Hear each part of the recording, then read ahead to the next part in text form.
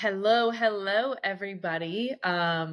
Leah and I are kind of like in a state of bliss right now because we just got done with a really awesome interview. Would you say the same?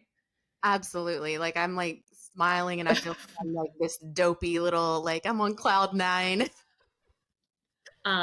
Yeah, we interviewed Sam Morris, and it was just incredibly nice to talk to a man that was very safe. And that's the best way that I could describe it. Safe conversation. His energy felt safe and inviting.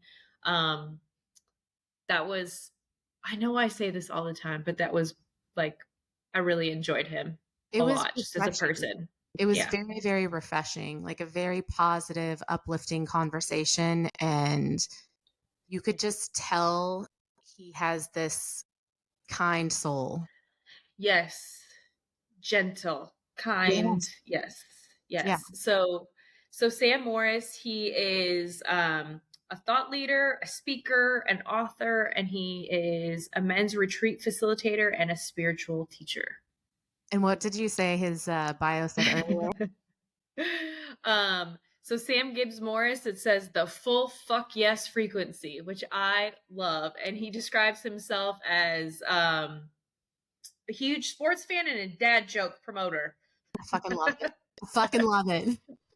We had I do want to warn you guys, we had a few little hiccups Yeah. in the audio, and I'm not even going to worry about editing them out because they only lasted for like 2 maybe seconds. a few seconds. So I'm not going to edit any of them out. So if you guys hear like a pause or something, like just be patient, it'll come back on.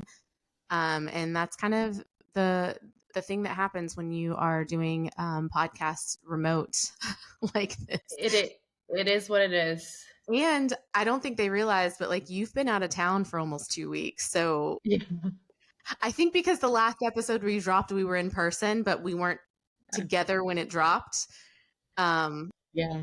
And then the last episode we recorded was a very negative experience we had last week.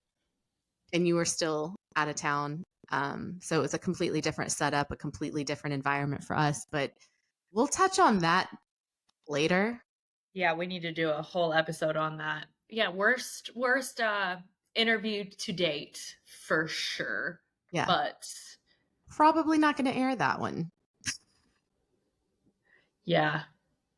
Yeah, I don't think we should. I don't think think we so. should. But there was a lesson in there. Absolutely. And I For think us. it was divine timing that today we had the conversation that we did with another male who was very much the opposite of what we ran into last week. A very safe, masculine energy, very warm and inviting and loving and caring. And I hope you guys hear that in today's episode, just how kind of a soul this Sam person is. We love Sam. We can't wait for you guys to connect with him as well. And here he is. All right. Sam, welcome. We are so excited to have you here.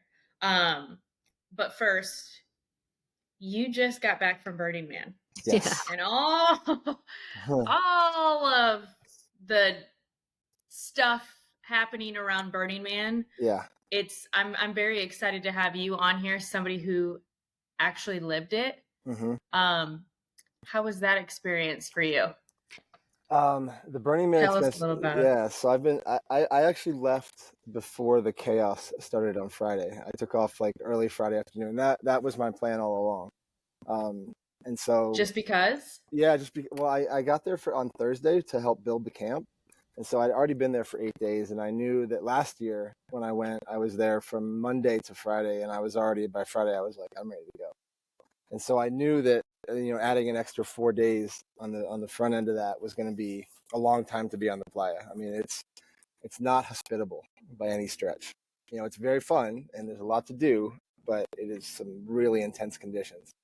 And so I just knew going in that by Friday I was going to be ready to jet. And so I got an Airbnb in Tahoe and spent 4 days there. So I got out as I was leaving, actually, I could see the raindrops were starting to hit my windshield on the drive out of the desert. And so I was, I thought like it had happened a few times during the week where it was like a few sprinkles here and there, and everyone's like, Right. yeah, whatever. But then I guess the torrential rain just came in, and the desert got more rain than it's gotten in, I don't know, 25 years or something. Jesus Christ. And so, like most of my most of my camp, like a lot of people left Friday, but most of the camp was still there on Saturday, and they were able to get Starlink. So I was communicating with a couple of them, and they were just like, please let us know anything that you hear from the outside about weather or about anything else. And I'm like, honestly, I'm hearing there's Ebola on the playa. That's what Twitter was saying. Yeah, I did read that. Yeah. And like, oh, CDC's been like taking off some quarantine here and bringing over to the playa, and like it's all false information. And so everyone on the playa was like, listen, we're good. Like we got food, we got water, we got our community, like people are helping each other out. Like, and that's what Burning Man is. It's the communal effort is, one of the 10 principles, and, it's radical self-reliance and communal effort. And so when something like that goes down, really the whole community, everybody I've talked to that was there has just been like, yeah, like it was fine. Like it was uncomfortable and miserable and muddy, but we were safe and happy and good. Very hyped up then. Yeah, such is life. I mean, yeah. Speaking of community, I had a big question for you because we have a mutual friend, just so random that like never happens here in Louisville, Kentucky, and connecting with people outside of Louisville. But this person through a community, Fit for Service. Yep. And I'm very curious about this because I looked into this back in 2020 and it was just out of my like scope of capabilities with like 3 kids and a business, and I couldn't pull it off, but I've been interested in it ever since. And from what I understand, it kind of is this like community based not living. It's not exactly like you're living off grid, but what exactly is that? And how did you get into that in the first place? 2020 was actually when I first dropped into it as well. Shit. Yeah. It's evolved a lot from what I've seen. There's kind of like the active members of the community, and then the alumni from the 2 original years were 2019 and 2020. And so there's kind of a group that connects and stays connected there. And I've got a lot of friends from 2019 and 2020 when I was in the actual mastermind. And it was the timing was just impeccable because I had just moved to Austin, and of course I knew about Aubrey Marcus and I knew about Fit for Service, and like you, I had looked into it before, and it was never like, it was just not a possibility for me. And then I got to Austin and I was here, and like things were lining up like financially and space wise, and like the opportunity was there, and I applied and got in kind of last minute. And it was they do such a good job of it's 150 at the time. It was 150 people, and that was the cap. They were putting the cap on it there, and it was during quarantine, so like there wasn't a lot of community, and so it was great to be able to drop in with other men, with other women. And then the event, the summit, they do 3 summits a year, and the summit is where basically everybody that's in it that goes to either Costa Rica or I think they did Tahoe. And then this one was in Sedona. It was the fall of 2020, and that's where I met Sally and a bunch of other people, and it was one of the most life-changing experiences of my life. Just the timing of it all, and being that it's about vibration, right? And so I was in this vibration where I was like, I had just gotten kind of back onto the path after the addiction recovery, and gotten back onto the path of the plant medicine and started microdosing mushrooms, and it led me to so much other things. It was a massive catalyst in my life for pretty much, I definitely know I wouldn't be sitting here right now if it wasn't for that community. Wow. You just said something, and I don't think I knew this before we had you on, but you just said the addiction recovery. Yeah. So are you in recovery right now? It's not a question I wrestle with. I don't have that conversation anymore. I feel that that's an AA based conversation. Are you recovering? Are you recovered? It's a bone of contention in that program. And I did AA for 6 years, and it was everything I needed. I spent 18 years in the throes of it all: addiction, alcohol, cocaine. I was in and out of jail 20, 25 times. rehab 6 times, hospital stays, a suicide attempt. Like I went all the places. And for 6 years, and starting in 2012, I went to rehab in 6 years. Totally bought into AA, and it was everything I needed. And that was another community that I still have a lot of really close friends from. And then after about 6 years, I stopped resonating with the message. I felt like that identifying as an alcoholic every day was almost keeping me not stuck, but almost going backwards. Because I'm big on how to identify myself. How do like smokers? I'm a smoker. You're going to stay being a smoker. If you're trying to quit smoking, you say I'm not a smoker. You're programming yourself. And so, just a lot of the things about AA was just it just stopped vibrating, it stopped resonating with me. And so, when I moved to Austin in 2019, I could make up that I didn't find any meetings I liked, but again, it was like I wasn't in a place to receive that, and I knew that there was something else, some sort of other expansion available for me. And it ended up being deep spirituality, deep spiritual connection, and the plant medicine path. I fully agree with everything that you're saying, because my husband is still in the program, but he's newly sober. Yeah. But he's also kind of more down the spiritual, non-traditional AA path than most of his peers in his group, and he has a hard time relating. I find that a lot, actually. A lot of the guys I talk to that are in that position are like, it's proven since 1935 that, and I have friends that are 20 years in and they go to meetings every day, and it works for the people that it works for, and it worked for me for 6 years, and it's working for your husband. And that's one of the things is I think one of the disconnects in the program is that there's like that I go to a meeting every day and it has to be this way and the big book's way. And then there's this new breed kind of like, there's also in the program, one of the major things they say is take what you need, leave the rest. And that then you start doing that, and people are like, wait, you're not taking that? Like you're leaving that? And it's like, yeah, like that's what you told me in the beginning. And so it really is, it's a little bit strict in that sense. And like there is some kind of energy in it of, if you're not doing it my way, you're not doing it the right way. And I really believe that, there gets to be freedom in the recovery process, in the getting sober process, because it really isn't, and this is the same with coaching. It's like I can tell people what I do every day and how I do it, and maybe 10% will resonate. Hang on, he cut out for a second. Yeah, I can't hear him either. What about now? Oh, now I can hear you. Okay. You just cut out for like 5 seconds there. I was saying that, not everything works for everybody. And it's true in coaching, and it's true in spirituality, and it's true in Burning Man. It's, find the path that works for you and find the things that are resonating with you, and do more of that. That's, it's psychedelic integration is the same way. Everyone wants to think they have to do it this way. It's really like, what resonates and works best with you, that's going to sustainability and consistency. How can I keep this going? Because if it's something you're doing just to get to a 30-day mark or a 60-day mark, at that 60-day mark, you're going to be like, it didn't work for me, whatever. But if you find things that are actual lifestyles or that support you as a person being better, that's the sustainability of it. I'm really glad that we're having you on right now. Especially the male energy that you're bringing, because last week, Leah and I had a guest who was a male, and he owns a rehab facility in San Diego. Mm-hmm. And they actually reached out to us because they wanted to be on our podcast.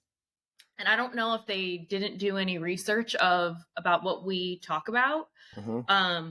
But he came on and he was very aggressive about his stance about how AA should be and how sobriety should be, and had very strong opinions about psychedelics. And it wasn't a conversation. It was almost like this person was talking at us and we weren't really prepared for it. So it's really nice talking to you and being able to have a conversation about this topic and it be like a safe conversation. Thank you. Yeah. There was a lot of judgment, and yes, a lot of judgment about my husband doing psychedelics and not really doing the work because he's still not sober. Wow. And so it's refreshing. Like talking to someone who has been in both sides of it, Yeah. because we did want to kind of ask you about how you got into psychedelics and Hmm. what they've done for you and Yeah. what it was like before and what it's like now. Yeah. Awesome. Thank you. And I mean, I feel for you on having that interaction before. I mean, that's exactly the kind of the problem that we're talking about, is like that exists. And Yeah. so it doesn't give a lot of people, it's not a very welcoming energy. Like, hey, come in here, No. do it my way. Right. The way that I look at it is this: like, I don't necessarily say I'm in recovery or I'm sober. I know that 11 years ago, I decided to make a decision.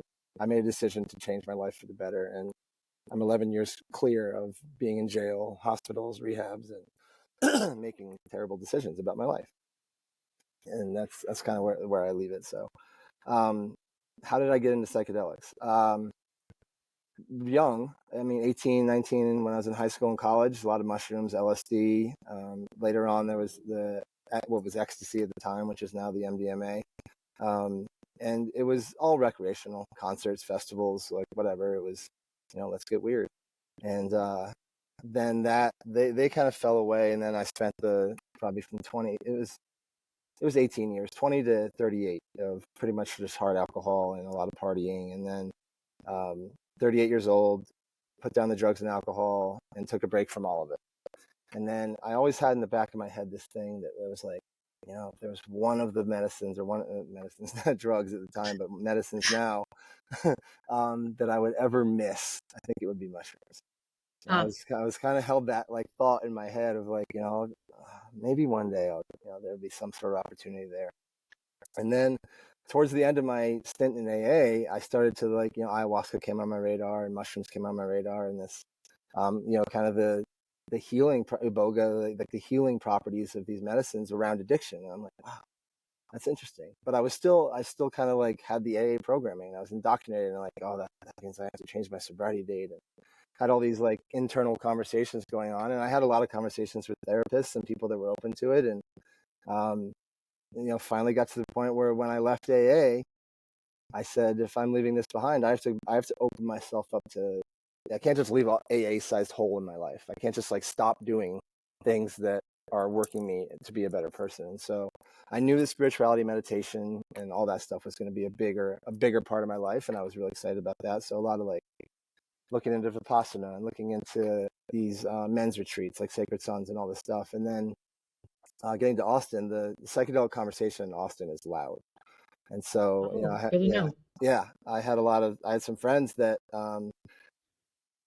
weren't necessarily sober, but they weren't heavy drinkers. And it kind of gave me, it ramped up the conversation in my own head. So I started in 2020, I started doing a microdosing protocol. And it was like, I was struggling at the time, depression, anxiety, like just kind of like lethargic life. Like it was tough. It was heavy. Just having moved, just going through a breakup the year before, a really bad breakup, and moving to Austin, not really knowing anybody. There was a lot of things that were at play. So in that, I felt a little bit of freedom. I was like, wow, I get to kind of like create my own adventure here. And so the microdosing, that was what led me to Fit for Service. And then in Fit for Service, I had the opportunity to do my first full like mushroom ceremony, which was, previously it was, at a concert or a festival. I eat a lot of mushrooms, but it wasn't that intentional ceremonial thing. And I did, it was at the Sedona event in Fit for Service, and I did a mushroom ceremony at the beginning of the week, and then a Wachuma ceremony at the end of the week. And let me tell you what, like neither of those were enjoyable. It was, 7 years sober, 7 years clear of alcohol. And I was like, I left AA and I kind of had this like, it was arrogance. It was kind of like, oh, I'm done. I'm good. And so, I wasn't like in danger of drinking or anything, but I also didn't really give my alcoholic identity the space to breathe and the space to be loved. I hadn't done that yet. I had kind of exiled that version of me, like, oh, stay over there, stay in the corner. You're not welcome here. And so in those two ceremonies, that guy came back.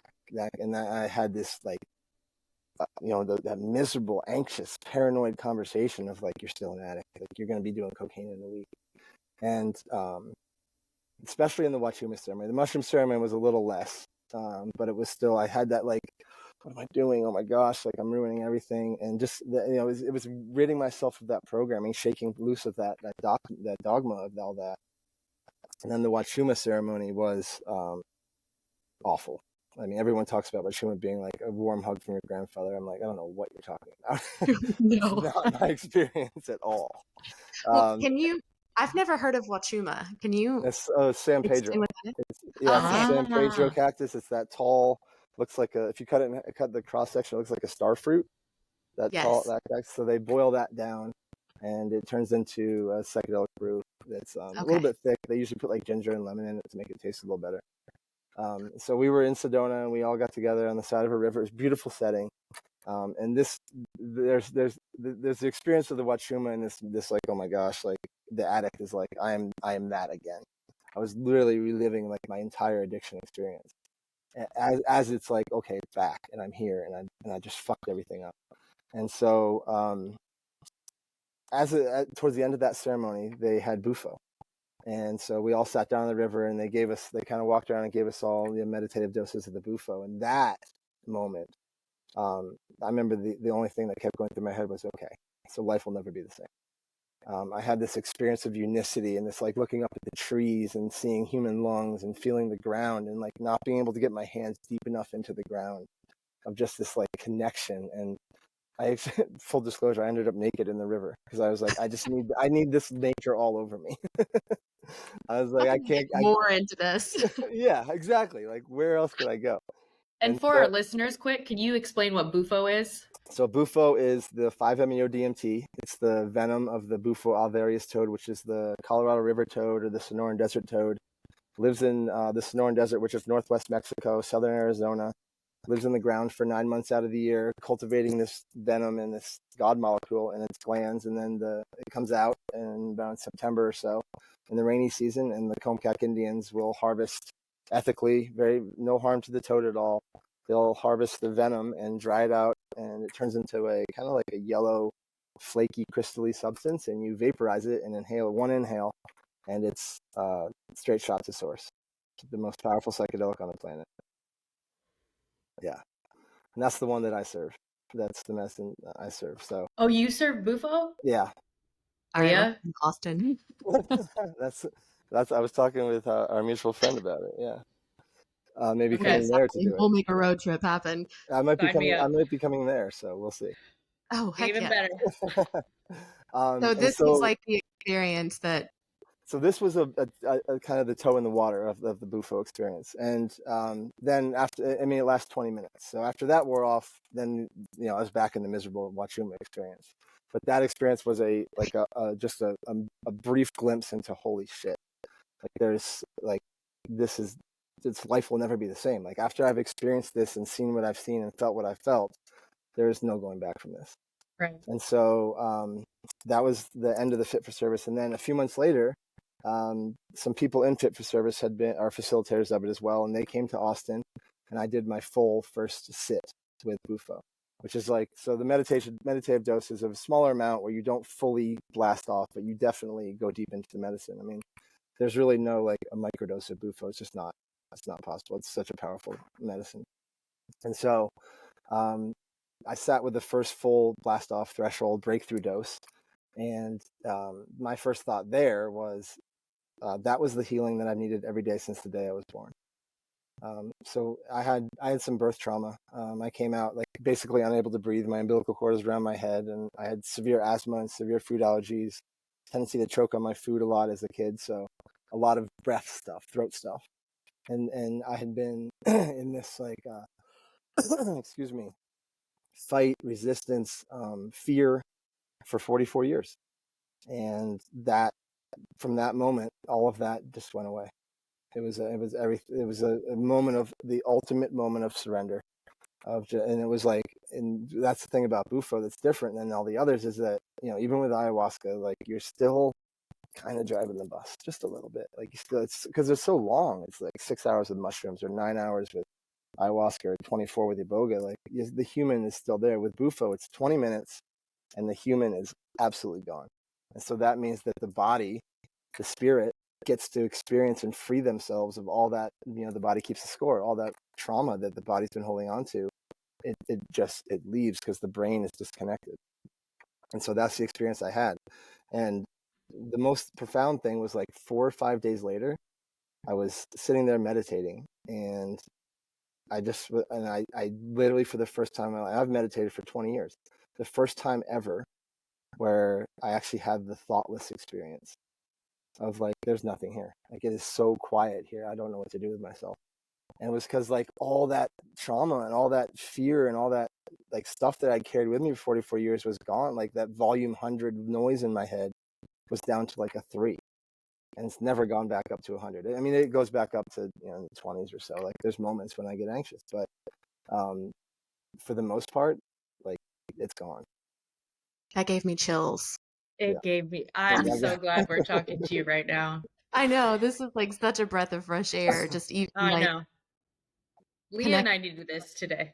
We really did. We needed some safe male energy that we could talk to.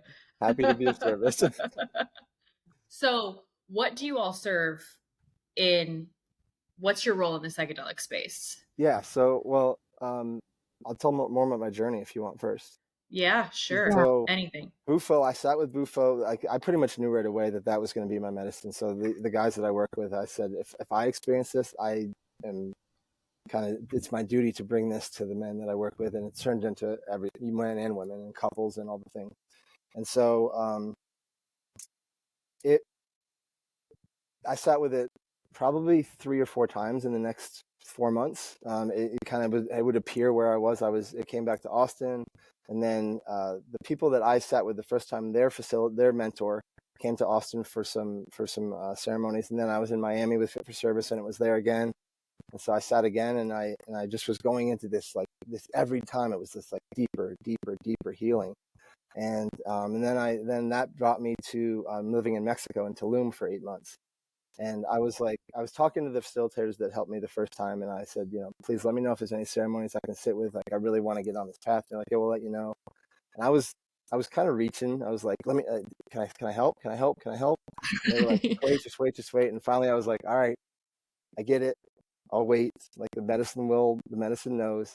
And then when I was in Tulum, turns out their mentor, the person that trained them, a native Seri tribe, he lived in like 20 minutes away from where I was in Tulum. And so I sat with him a couple times when I was down there, and then he started inviting me to help with ceremonies down there. So I essentially was in Mexico doing the apprenticeship for Bufo. And then when I left Mexico, he gave me some of the medicines, like, are you ready? Here, start serving. And so it worked out beautifully. And then when I was in Mexico, I also went down to Peru and sat with ayahuasca for the first time, spent 3 weeks in the jungle. It was all like this year of 2020, when I started microdosing and then got in Fit for Service and had these opportunities. The AA was obviously an upward trajectory. And then I left, and it was straight up the side of Half Dome in Yosemite. Like, it was a hockey stick moment when I shifted onto that path, and the healing that I've experienced and the growth that I've experienced in the past 4 years has been more than I've experienced in the whole 23 years in and out of rehabs. Like all the stuff, like it's just been exponential growth from using these medicines and tapping into because it really, for me, these medicines are about, it's not even so much an intention, like definitely getting out of the expectation game, but the intention for me is, what do I not know? Like, show me what I don't know, because I did so much 15 years of therapy and AA and step work and like all that stuff that I know about, and then these cycles keep repeating, and I'm like, there's something I don't know here. And that's the beauty of these medicines, is what do I not know that I now get to know, so that when I go forward, I can die with a sense of completion. Because if I keep operating on only things I know as a human, it's going to be a very limited experience.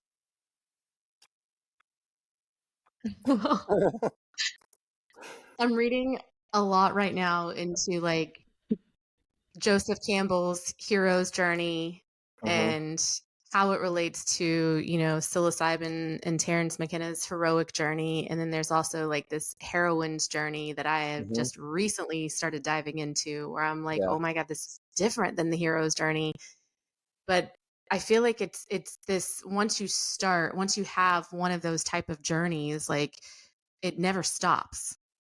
Like, it's like you keep having this circle of, okay, what is there? Now what's Hmm. the next thing? Okay, I've learned Yeah. this thing. What's next? Like Yes. when you stop doing that, you're dead. You're dead. Like there's no, why would you ever stop wanting to know more? It's 100% agree with you. And that's the difference between like waking up and staying asleep. You know, Ooh. that's what that is. Like once you wake up, like you're like you almost like, I'm not gonna say I seek out like painful experiences, but you're like every time that one shows up, the intensity and the length of it is massively decreased because like I know this is here for me.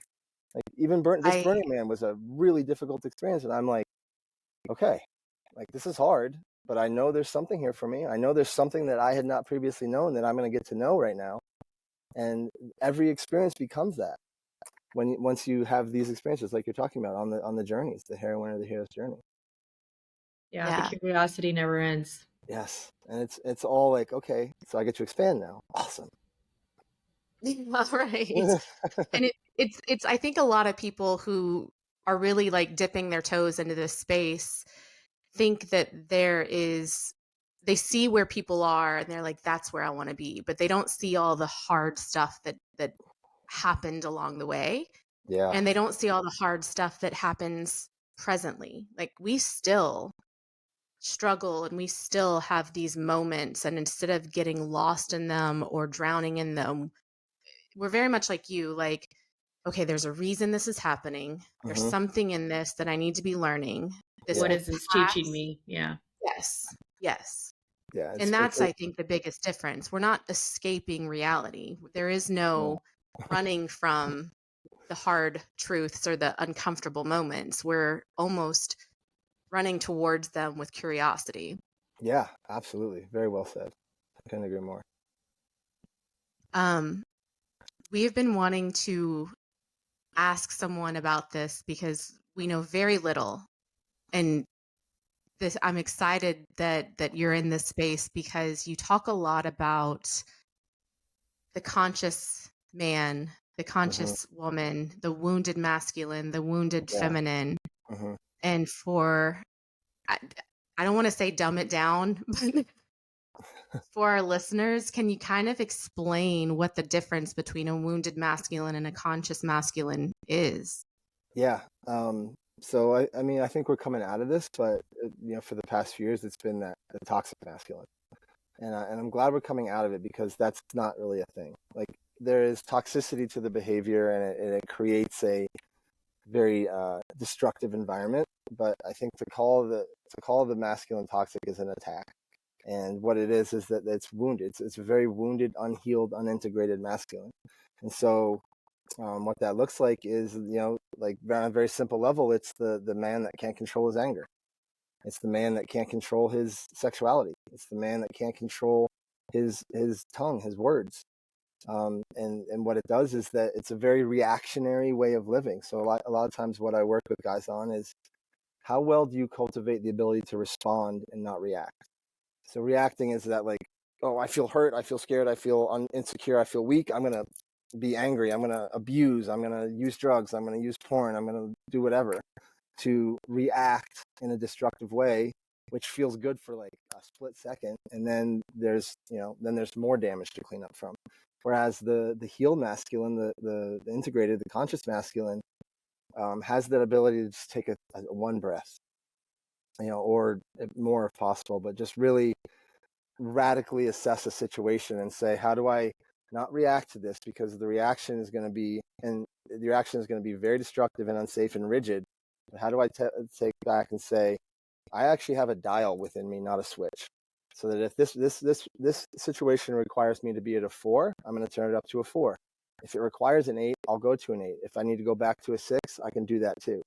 It has the ability of the pausing and the breathing and the vision and the awareness. So masculine conscious awareness is the 360-degree awareness of all of it.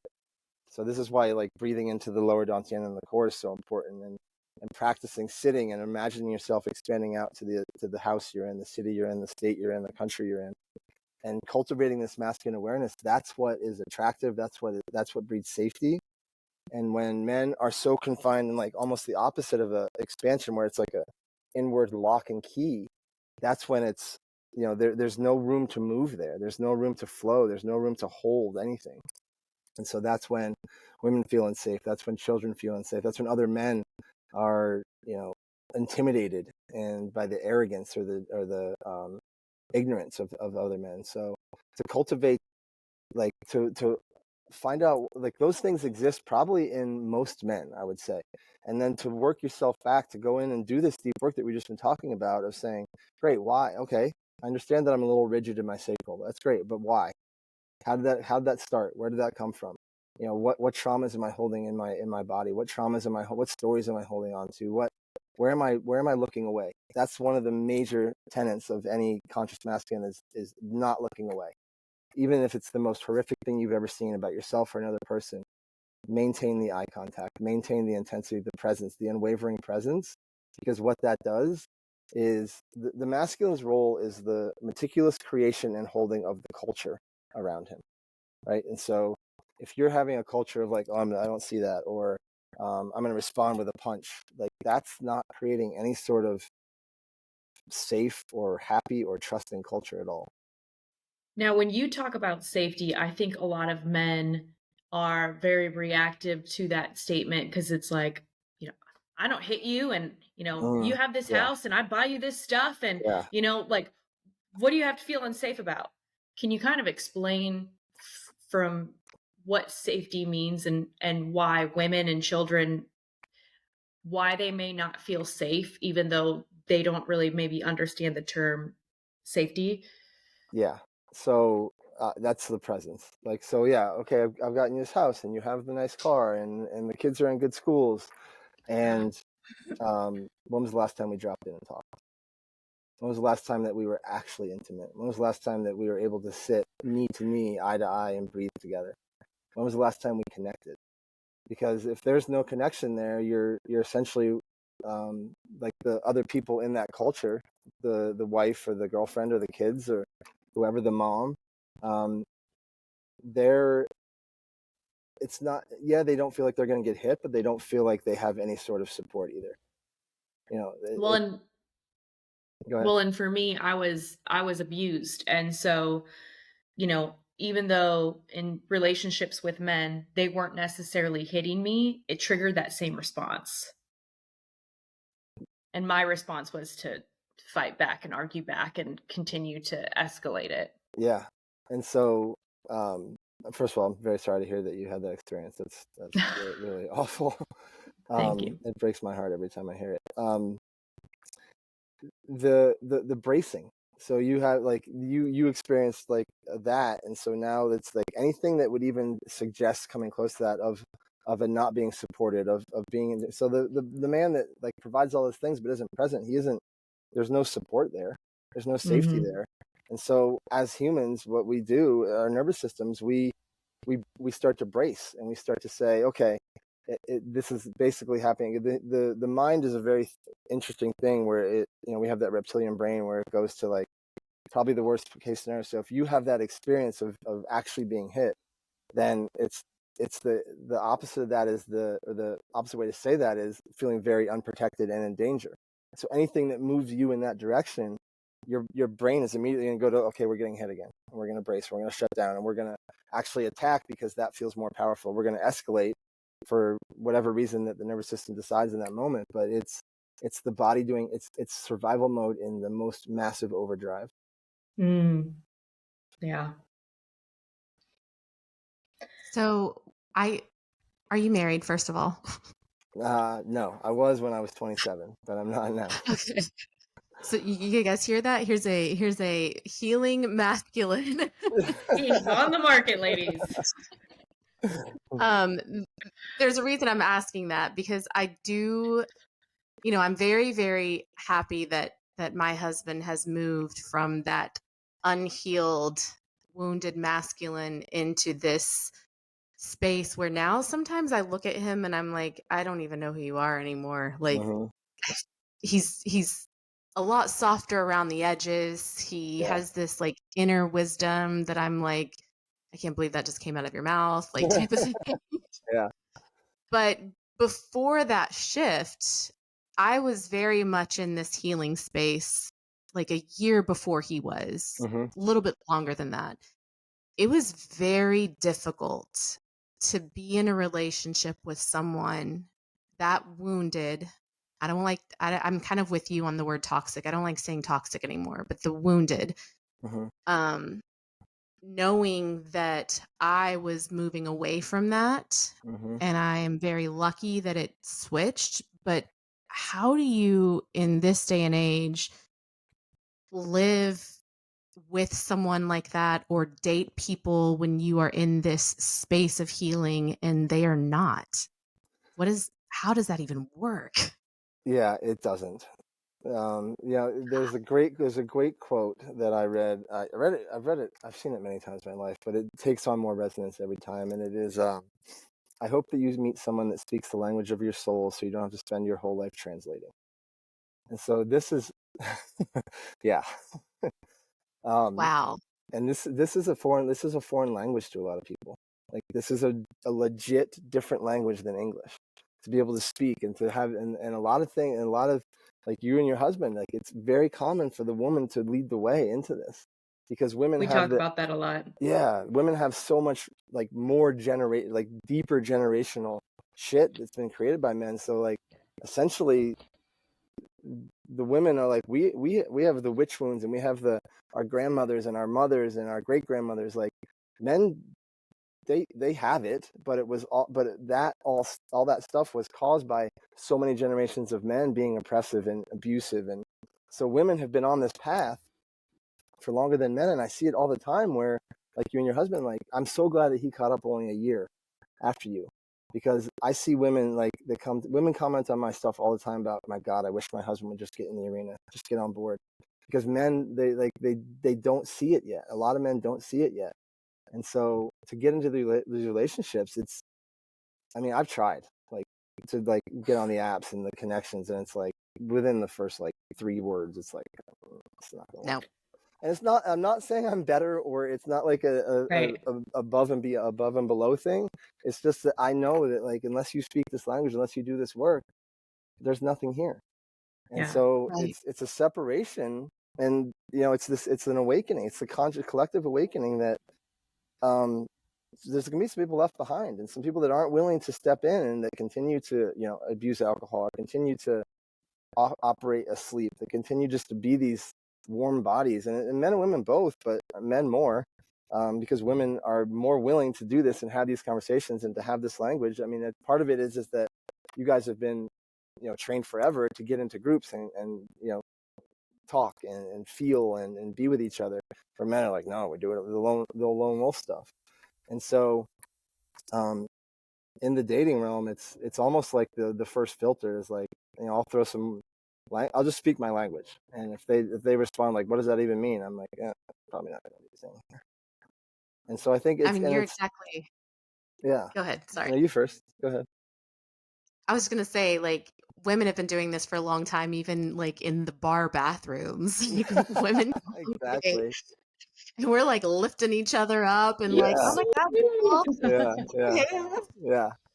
I don't see men doing that in the men's restroom. No. It's funny you say that, because I actually on my last night at Burning Man, I went out with these 3 Australian dudes that were there. They're also they do the same work I do. We're all coaches, and we had connected throughout the week. But I was like, I'm leaving tomorrow. They're like, bro, we gotta go out. And like the whole night, like, and even me being in this work, like the whole night we were like talking about, bro, I've seen your growth over the past year. It's been so amazing. Like, I love how you stepped into this new role, and I love how you show up for your woman. And like, it was a night of just gassing each other up the entire night at Burning Man. It was like, I was even a little caught off guard, but I was like, bro, this is so fucking nice to be just in this little group that we're in, tooling around Burning Man and just gassing each other up and talking about how much we love each other. And it was just like looking out for each other, like, you good? It was just, I mean, and you rarely see that with men. You rarely see it with men. And I told them, I was like, it's so good to be in this like little group of you guys interacting like this, because this is like exactly what my heart needed after this burn. Wow, yeah. So can you speak on a wounded feminine? Because I think too, when you say masculine, people automatically assume it's a man. And if you Yeah. say wounded feminine, people automatically assume it's a woman. And Yeah. for me, I was too much in my masculine. Yeah. So, I feel Oh, like there's a couple did we things lose in him there. again? Am I I here? think so. Hello? Give it a second. Oh, Hello? there he is. Hello? Okay, Okay. he's You can hear me? Okay. Yep. You just Okay. froze again. So like the wounded inner feminine for the masculine, you mean?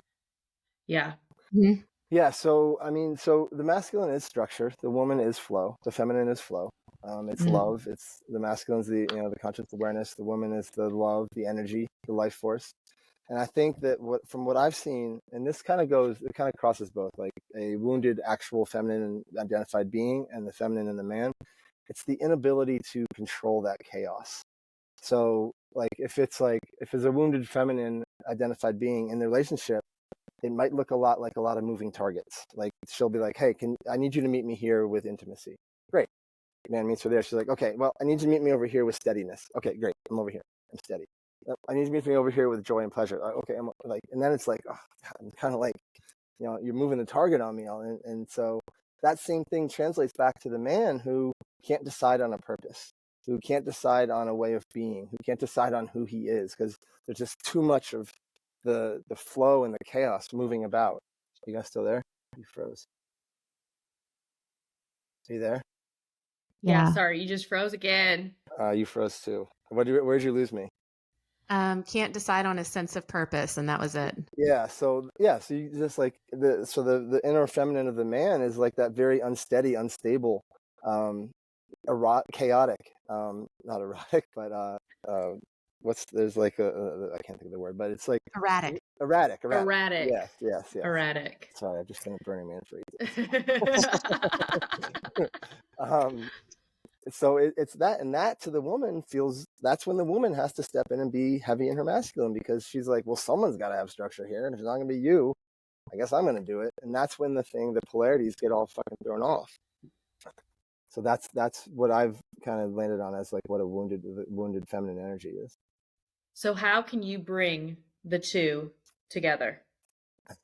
Internally or in sacred union? Both. Both. Okay, cool. Okay, cool. I mean, one leads to the other. The internal leads to the other. So, one, the masculine's got to really understand.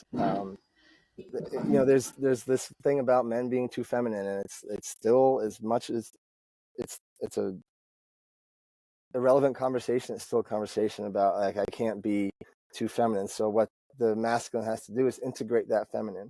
Integrate that idea that like rigidity is not the way. Structure and rigidity are two different things.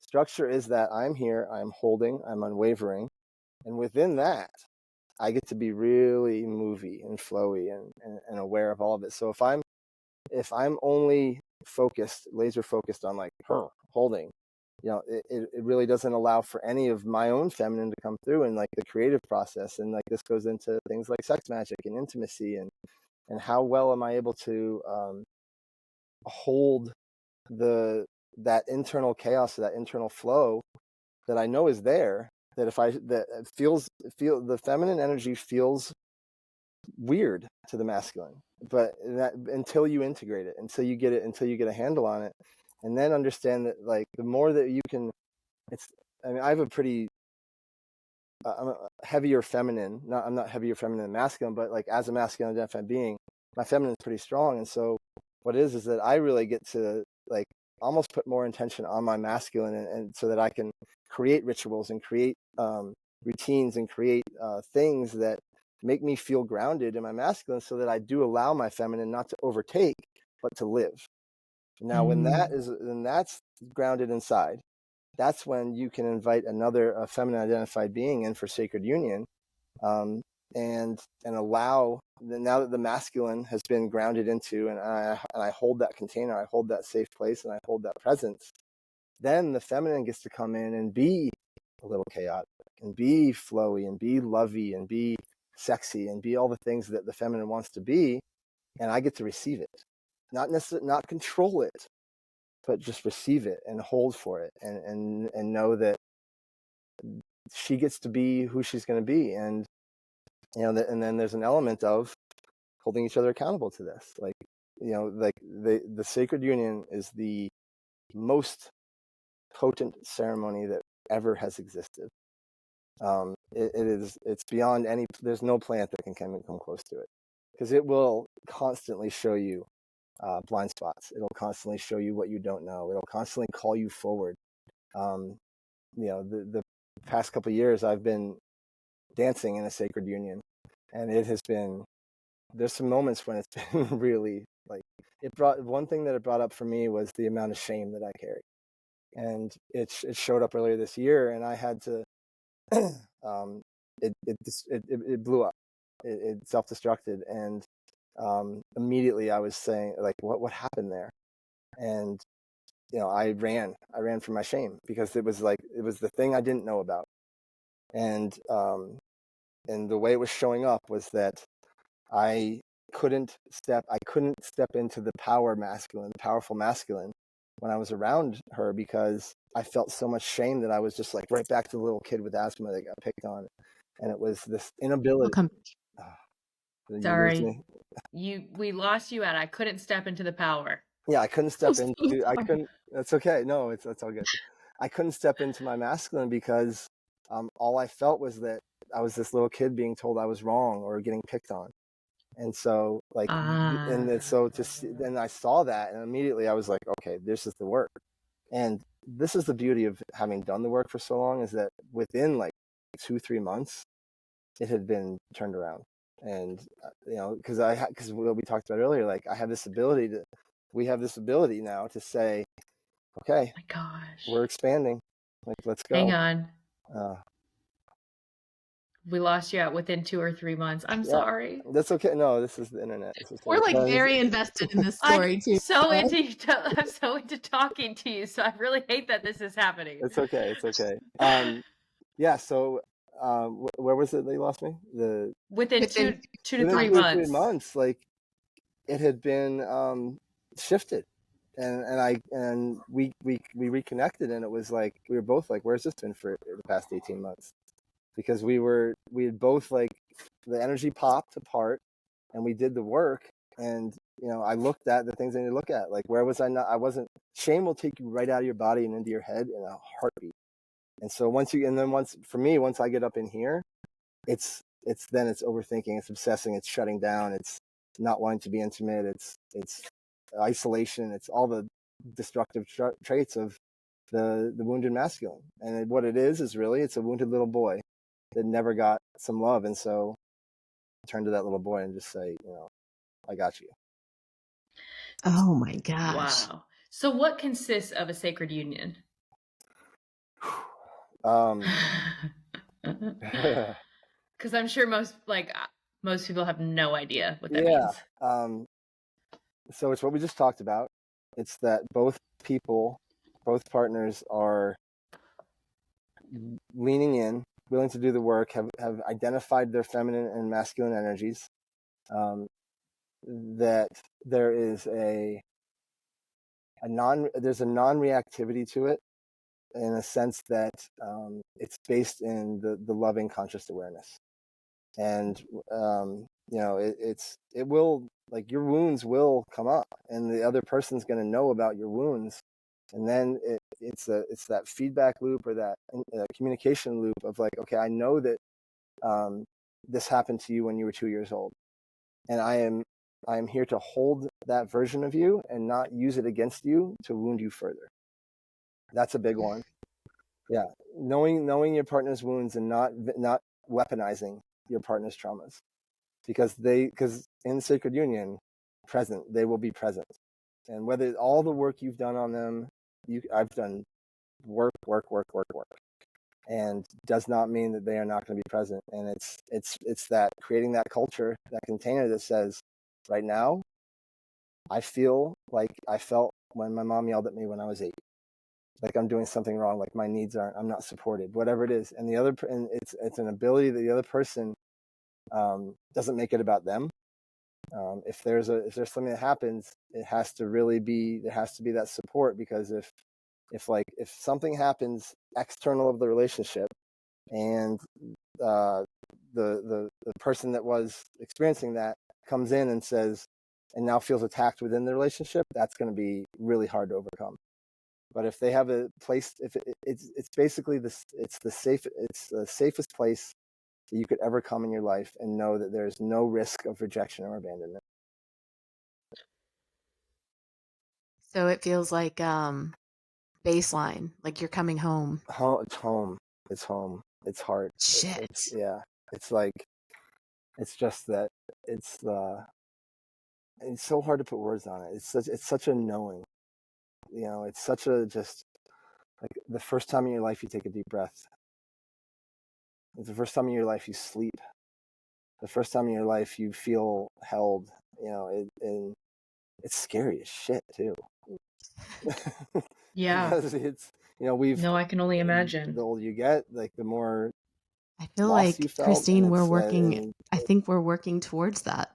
Yeah.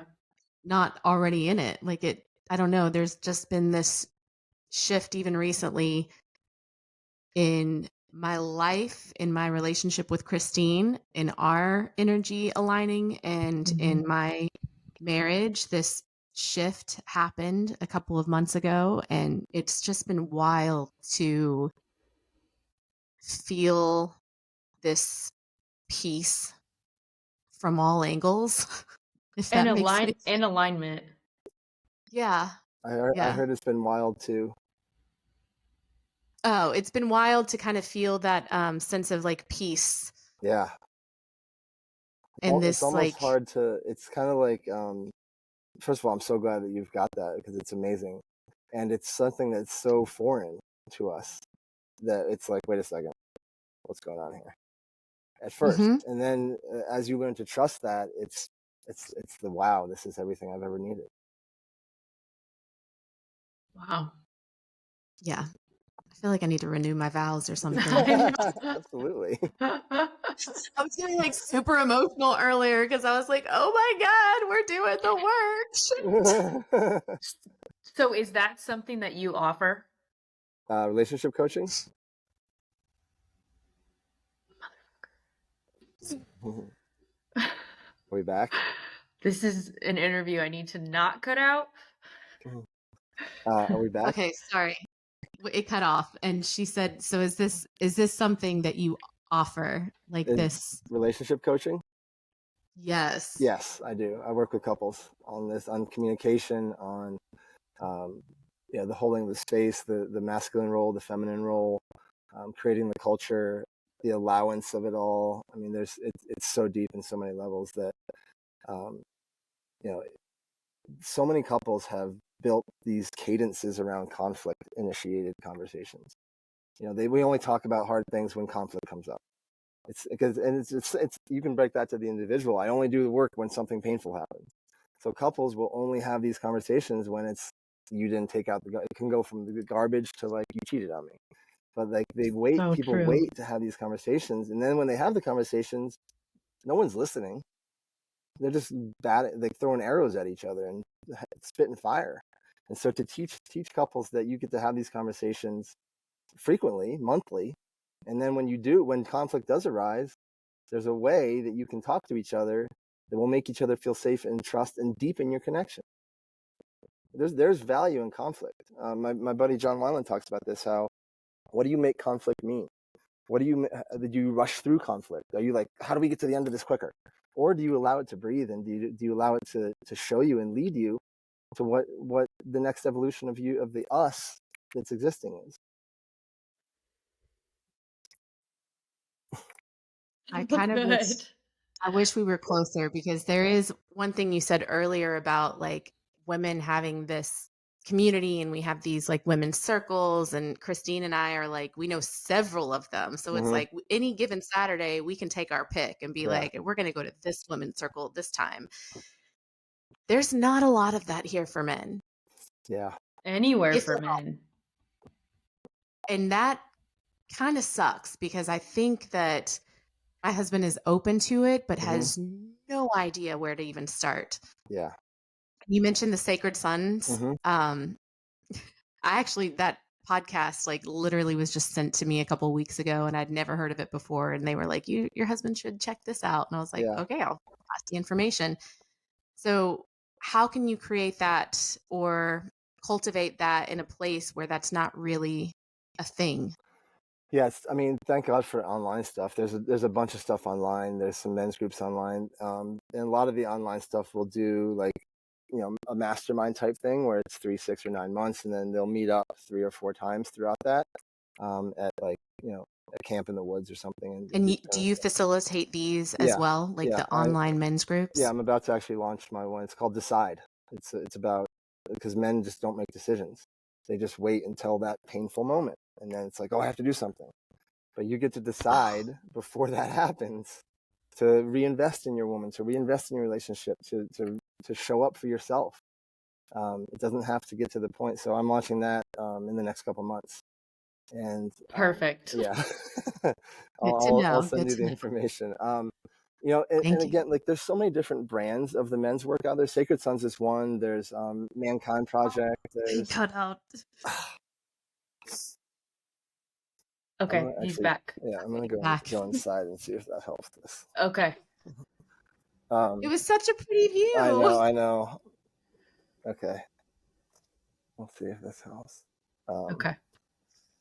so, there's so many different brands of it out there.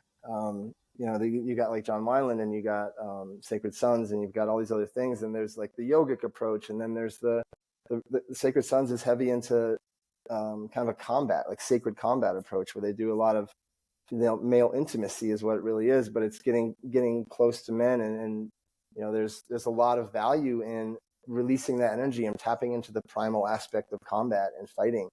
And there's so many different, like every as you go through this process, I think men that do step onto the path and do the work, they like, I did Sacred Sons leadership training, and I facilitated a bunch of their weekends, and I did their convergence, which was mind blowing for me. I've done a bunch of other things as well, and this goes back to take what you need. Like, I've created what I've created from all the experiences I've had and the education that I've done and all that stuff, and adding in breath work. And Sacred Sons doesn't really do breath work, but a lot of other people do. And so for your husband or any man that's looking, is like, do the research and see what resonates, because if it doesn't resonate, you're going to go, and it's actually going to potentially be more traumatic. You're going to have an experience where, like, this is awful, I don't want to be here. It's got to really have a resonance with you. True. Yeah. So what else do you offer? What types of services? So I have my one-on-one coaching, which is I coach mostly men. I have some female clients, and I have a couple clients. The couple clients is usually the wife will reach out to me. I'll start working with the man, and then I'll be like, "We need to bring your wife in on this," and so it turns into the couples thing. And so it's mostly one-on-one coaching with men. I do the group. I do private retreats, which are plant medicine based. I do private ceremonies, one-off ceremonies with either the Bufo or mushrooms. The private retreats are 4 days of, we start off with breath work on the first day, we do Bufo, we do mushrooms, and then a full day of basically an integration workshop, teaching them all the things they're going to need to regulate their nervous system. Any of my containers have coaching in the front. If it's plant medicine, the retreats or the ceremonies is 3 or 4 weeks of coaching in the front, preparation, the ceremony, the retreat, and then 6 or 8 weeks of coaching on the other side of it, so that I hold the container for essentially what's like 3 months, no matter what. And then That's amazing. yeah, thank you. I offer breath work as well. So I can do one-off breath work or breath works apart. If it's a one-on-one coaching container, we're going to do 2 or 3 deep breath work journeys as well. Did I freeze again? Yeah. I think you can tell from our faces. Yeah, I totally can. Where did I freeze? We're like, you offer breath work, and then that was it. Yeah, so breath work, I do one-off breath work, but or group breath work. I also it's part of anything that I do. So if we're doing ceremony or retreat together, breath work will be part of our integration. If we're doing one-on-one coaching, we'll do 2 or 3 different breath work journeys throughout the process. Oh my gosh. I just want to say, like, this was like such a blessing to have this conversation with you. Like, I don't think I can say that enough, but I really think we needed to have this with you specifically today. Thank you. There was a reason for this. Yeah. You have such a beautiful energy, and you feel safe. Thank you. And I'm not going to lie, I was a little nervous to do this interview because we had such a bad experience last week where I feel like both of us felt we didn't feel safe in that conversation. So to have another man come on and completely turn that around has been honestly kind of healing for me today. Thank you. That's what I feel like this was a very healing conversation, Right. even though we were like trying to let our listeners hear about you. We're like, oh, this was for us. It's also divine. Just as you guys, it was for you. Like this was healing for me too. Back to burn. It was a very difficult burn, and to come in and be able to open up and have this conversation with you two has been absolutely healing for me as well. So thank you too for the space you created. Thank you. How can people find you? The best way is Instagram at Sam Gibbs Morris. Pretty much everything is shit. Are we back? Yeah, we're back now. This is all part of the divine plan. It's exactly. Beautiful. We leave all these little freezes in. We totally are going. Exactly what's supposed to happen. Instagram at Sam Gibbs Morris is the best way to find me, and from there I have links to my website and all that stuff. Perfect. And we'll share all your stuff too. Absolutely. Thank you, Sam, for your time today and for your energy and for what you do in this space. And to all of our listeners, stay curious, be open, and we will see you on the other side. Thank you so much. Thank you.